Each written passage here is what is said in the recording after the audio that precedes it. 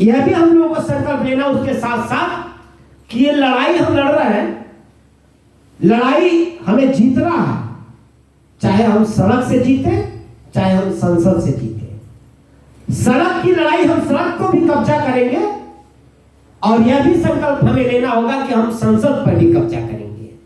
हम सड़क पर भी लड़ेंगे और संसद पर भी कब्जा करेंगे। हमारी लड़ाई सड़क पर भी जारी रहेगी और संसद में पहुंच कर भी हमें आवाज उठाना है। तो हमें यह भी संकल्प लेना है कि आने वाले दिनों में 2024 का चुनाव है, बहुत साफ साफ हमको अपना सांसद बनाना है, हमें अपना सांसद बनाना है। जो निकम्मे लोग हैं वो कहते हैं कि सरकार बनाओ तब कुछ मिलेगा, हर बात में कहते हैं सरकार बनाओ तब कुछ मिलेगा। उन निकम्मों और डरपोक लोगों से भी आप पूछिए कि तुम तो कहते हो कि सरकार बनाओ तब तुम्हें सब कुछ मिलेगा।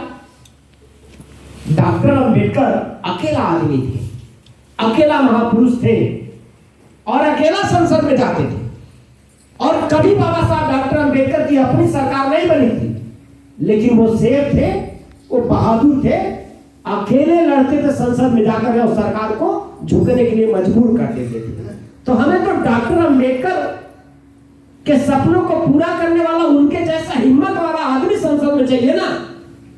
अगर गीदड़ों की संख्या अगर हम 1000 की भेज देंगे, अगर 100 गीदड़ ही अगर संसद में चले जाएंगे तो क्या हो जाएगा भाई? सरकार तो हम बना के देख ही चुके हैं उत्तर प्रदेश में कि सरकार बनाए और जमीन मिला ही नहीं। तो एक अकेला आदमी भी अगर आपका संसद में जाएगा जो अंबेडकरवादी होगा, जिसके अंदर अंबेडकर का जज्बा होगा, वो आदमी संसद में जाकर के जमीन की लड़ाई को वहां लड़के भी जीत सकता है। तो जरूरत पड़ी तो हम लोग सड़क पर लड़ रहे हैं, तो जरूरत पड़ी तो हम लोग चुनाव भी लड़ेंगे। श्रवण कुमार निराला चुनाव भी लड़ सकते हैं लोकसभा का। ऐसा नहीं कि उसमें कोई भ्रम पालना है, कहीं से कोई इसमें कंफ्यूजन है, कोई कंफ्यूजन नहीं। कि जब हमारी बात कोई नहीं उठाने वाला है संसद के अंदर, विधानसभा के अंदर, तो जब हमारी बात कोई नहीं उठाने वाला है तो कौन उठाएगा? तो फिर हमारे बीच से किसी को जाना पड़ेगा ना। तो जो आदमी लीड करेगा स्वाभाविक सी बात उसे जाना ही पड़ेगा।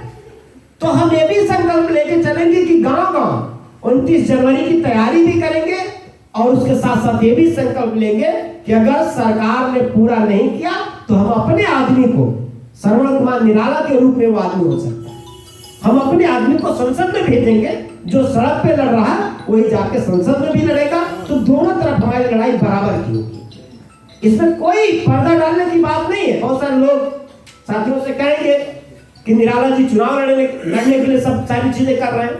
चुनाव तो लड़ना है, बाबा साहब ने अधिकार दिया है, लेकिन निराला का मकसद सिर्फ एमपी एमएलए बनना नहीं है। निराला का पहला मकसद यह है कि हमारा समाज पहले ताकतवर बन जाए। और ताकतवर कैसे बनेगा?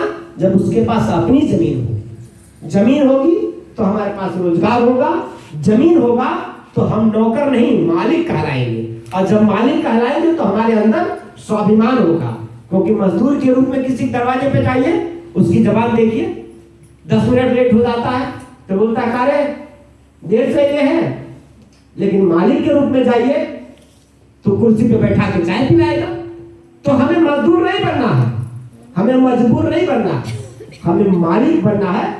श्रवण कुमार निराला, ये अंबेडकर जन मोर्चा की जो टीम है, आपको मालिक बनाने के लिए लड़ाई लड़ रहे हैं, समाज को मालिक बनाने की लड़ाई हम लोग लड़ रहे हैं। अब हम लोग 29 जनवरी के कार्यक्रम की तैयारी करेंगे और इस कार्यक्रम की तैयारी में एक बात हमें बहुत ध्यान देना है कि साथियों, जब हम लड़ाई लड़ते हैं तो लड़ाई में संसाधन की बड़ी जरूरत पड़ती है। और आप जानते हैं कि बिना संसाधन के हम लड़ भी नहीं पाएंगे